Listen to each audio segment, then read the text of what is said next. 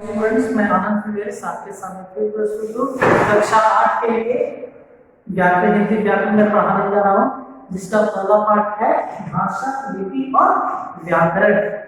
जैसा कि बच्चों आप शुरू से पढ़ते हुए आ रहे हो भाषा के बारे में, लिपि के बारे में, व्याकरण के बारे में, तो यहाँ पर भी हम लोग देखेंगे कि आखिर इसकी परिभाषा क्या होती है। जैसा कि आप शुरू से पढ़ते हुए आ रहे हो तो हम लोग जानेंगे सर्वप्रथम भाषा के बारे में। आप अपनी किताब में देखोगे कि एक छोटी सी कथा जो दी गई है उसे आप पढ़ लोगे। वो पढ़ने के पश्चात आपको मालूम चलेगा कि पहले आदि मानव के बारे में दिखाया गया है कि आदि मानव कैसे बोलते थे, क्या चीज करते थे, क्या बनाते थे, इसके बारे में। अब हम आते हैं सर्वप्रथम परिभाषा के बारे में। तो परिभाषा को हम लोग जानेंगे और जान करके उसे लिखने का प्रयास करेंगे अच्छे तरीके से। तो फर्स्ट हम आएंगे कि भाषा के बारे में। भाषा क्या है? तो भाषा जो है भाष धातु से बना है। आपकी किताब में नहीं दिया हुआ, लेकिन आप विशेष रूप से ध्यान में रखोगे, अन्य किताबों को भी आप ध्यान में रख करके इस चीज को जानोगे। तो भाषा जो है भाष धातु से बना है, जिसका अर्थ होता है कहना, जिसका अर्थ कहना। तो ये आप जानते हैं। तो भाषा जो है भाष धातु से बना है, जिसका अर्थ है कहना। अब हम आते हैं इसकी परिभाषा की ओर। तो परिभाषा लिखने के लिए आप ध्यान रखोगे भाषा जो है क्या है। पिछली कक्षाओं में मैं आप सबको पढ़ा भी चुका हूँ, आप जानते भी हो। तो मेरा पहला प्रश्न है, एक सवाल एक नंबर के लिए, भाषा क्या है? ज्यादा विस्तारित आंसर नहीं होगा, एक शब्द होगा, भाषा एक साधन है। साधन। तो भाषा एक साधन है जिसके द्वारा हम अपने, वेरी गुड, आप जानते हो, मन के भाव विचारों को, मन के भाव एवं विचारों को, मन के भाव एवं विचारों को। और यह मन में भाव विचार किसके द्वारा उत्पन्न होता है? सोच के बताइए। वेरी गुड, सेंस ऑर्गन्स के द्वारा, यानी ज्ञानेंद्रियों के द्वारा, यानी आंख, नाक, कान, जीभ और त्वचा। तो इनके द्वारा, इन सेंस ऑर्गन्स के द्वारा हमारे मन में भाव एवं विचार उत्पन्न होते हैं। आंख के द्वारा जब हम देखते हैं तो कहते हैं बाप रे बाप, जो भी बातें। कान से सुनते हैं, अच्छा उसने ये कहा था। नाक के द्वारा हाँ कितना अच्छा मौका। उसके बाद त्वचा के द्वारा हम कहते चल गया, आंख, कान, नाक, जीभ और तो हम ये जानते हैं। तो भाषा जो है, भाषा वो साधन है जिसके द्वारा हम मन के भाव विचारों को एक दूसरे के सामने,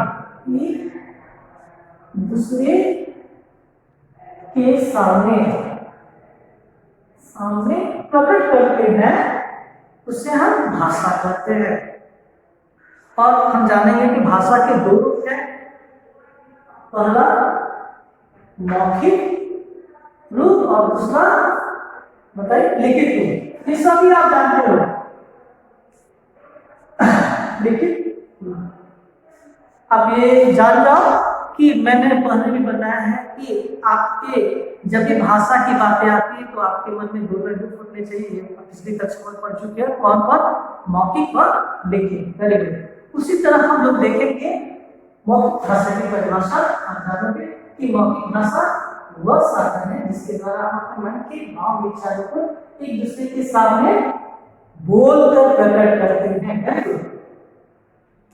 बोलकर प्रकट करते हैं, उसको हम मौखिक भाषा कहते हैं। लिखित भाषा वह साधन है जिसके द्वारा हम अपने मन के भाव विचारों को एक दूसरे के सामने कैसे करके लिख करके, वेरी गुड, लिख कर एक दूसरे के सामने क्या करते हैं? प्रकट करते हैं। उसे हम लिखित भाषा करते हैं। अब हम आते हैं, इसके बहुत सारे उदाहरण आप जानते हो, देखते भी हो। गाना सुनना किसके उदाहरण है? तो मौखिक गाना मौखिक भाषा के उदाहरण है। पत्र लिखना लिखित भाषा के उदाहरण है। अब हम आते हैं, बच्चे ध्यान में रखोगे कि बहुत सारे परिभाषा आपको दिए गए हैं किताब में, आप वो भी लिख सकते हैं या जो मैं बता रहा हूँ उससे भी आप लिख सकते हो। अन्य के रूप में पेज नंबर 6 में आप देखोगे मौखिक भाषा और लिखित भाषा के बारे में आपको परिभाषा भी दी गई है कि भाषा का रूप वह रूप जिसमें बोलकर समझाया जाता है, उसे सुनकर समझाया जाता है, उसे मौखिक भाषा कहते हैं। लिखित भाषा के बारे में जब लिखकर या पढ़कर विचारों का आदान प्रदान होता है तो वह भाषा रूप लिखित भाषा कहलाता है। कोई भी लिख सकते हो। अब हम आते हैं भाषा के अन्य रूप। भाषा के अन्य रूप को हम जानेंगे कि कौन कौन से अन्य रूप है। तो मौखिक भाषा एवं लिखित भाषा के अतिरिक्त क्षेत्र एवं प्रयोग के आधार पर भाषा की अन्य रूप है, क्षेत्र एवं प्रयोग के आधार पर। अब हम आते हैं, एक चीज ध्यान में रखोगे कि बहुत सारी भाषा जो होती है प्रत्येक 10 से 12 किलोमीटर के अंतराल में उसका परिवर्तन भी होता है। सबसे पहले हम आएंगे मातृभाषा। तो यहां तक हम जान चुके हैं।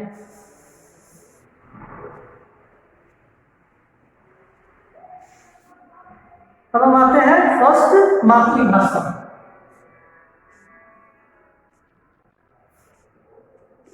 मातृभाषा, तो मातृभाषा क्या है किताब में? मातृभाषा वो भाषा है जिससे बालक अपनी माँ एवं परिवार द्वारा सीखता है।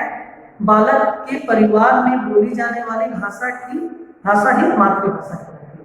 अर्थात कहने का अर्थ यही है कि माँ के द्वारा, माँ एवं परिवार के, या हम लिख सकते हैं वह भाषा जो माँ अथवा परिवार के द्वारा बोली जाती है, माँ अथवा परिवार के द्वारा बोली जाती है या प्रयोग में लाया जाता है, उस भाषा को हम मातृभाषा कहते हैं। आप पिछली कक्षाओं में भी आप परिभाषा को कैसे लिखा जाता है आप जानते भी हो। अब हम आते हैं संपर्क भाषा। संपर्क, जैसे मैं बोल रहा हूँ और आप सुन रहे हो, तो ये संपर्क है। या किसी भी दुकान में हम जाते हैं कुछ सामान खरीदने के लिए, तो कहते हैं भैया ये दे दो, तो वो भैया कहता है नहीं है, कितना चाहिए, तो इतना चाहिए, 2 किलो चाहिए या 3 किलो चाहिए। तो हम लोग संपर्क करते हैं एक दूसरे से बातचीत, यानी समान रूप से जिस भाषा का प्रयोग अलग अलग भाषा बोलने वाले लोग आपस में संपर्क के लिए करते हैं उसे संपर्क भाषा कहते हैं। अर्थात वैसी भाषा जो संपर्क को बनाए रखते हैं, यानी आदान प्रदान अलग अलग तरीके से आप लोग करते हैं, उसे संपर्क भाषा कहते हैं। तीसरा हम आते हैं राजभाषा। राजभाषा क्या है?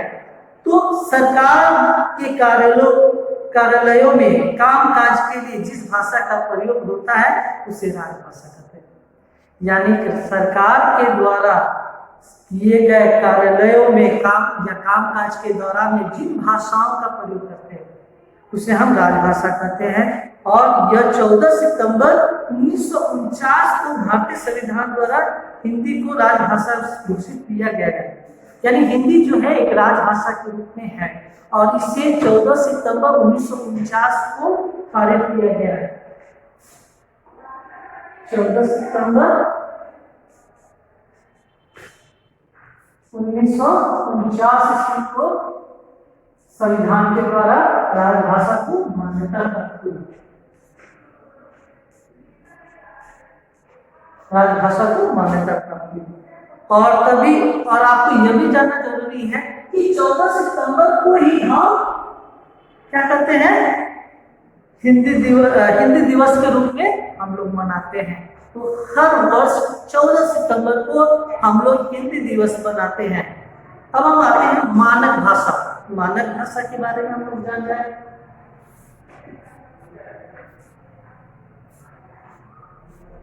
मानक भाषा क्या है? आपकी किताबें में दिया गया है कि मानक यानी जो मान्य हो। हिंदी भाषा का क्षेत्र बहुत व्यापक है, इस पर बोलियों और उपभाषाओं का प्रभाव पड़ता है। ऐसे में वर्णों और शब्दों के कई रूप प्रचलित हो जाते हैं। तो भाषा की एक रूपता को बनाए रखने के लिए भाषा के जिस रूप को पूर्णतया मान्यता दी जाती है उसे मानक मानक रूप कहते हैं। अर्थात हम कह सकते हैं कि भाषा में एक रूपता बनाए रखने के लिए, सब मान लीजिए आप विद्यालय में पढ़ते हो, बहुत उसमें से कुछ बच्चे जो हैं हिंदी जानते हैं, कुछ बच्चे इंग्लिश जानते हैं और हिंदी भी जानते हैं, कुछ बच्चे बांग्ला जानते हैं और हिंदी भी जानते हैं। तो उनको सही रूप से समझाने के लिए हम किस भाषा का प्रयोग करेंगे? हिंदी का प्रयोग करेंगे। यानी उसके ऐसी भाषा जो सबों को क्या होता है, समझ में सही रूप से आए। तो मान यानी भाषा कह सकते हैं, भाषा में एक रूपता बनाए रखने के लिए हम जिस भाषा का प्रयोग करते हैं उसे मानक भाषा कहते हैं। और बच्चों आप ध्यान में रखोगे, भारतीय संविधान में 22 भारतीय भाषाओं को रूप में विशेष मान्यता दी गई है। 22 भाषाओं को, इसमें बहुत सारी भाषाएं हैं जो आपको किताब में दिए गए हैं, आप इसे लिख लोगे। तो आपका आज का होमवर्क होता है कि आप इसे लिख कर आओगे। पहला, भाषा किसे कहते हैं? कहते हैं इनके रूपों को लिखेंगे, इनके रूपों को परिभाषित करें।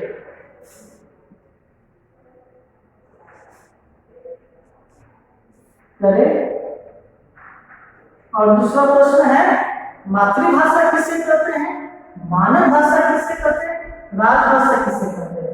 और अंतिम प्रश्न कि हमारे संविधान को कब हिंदी को राजभाषा के रूप में मान्यता प्राप्त हुई।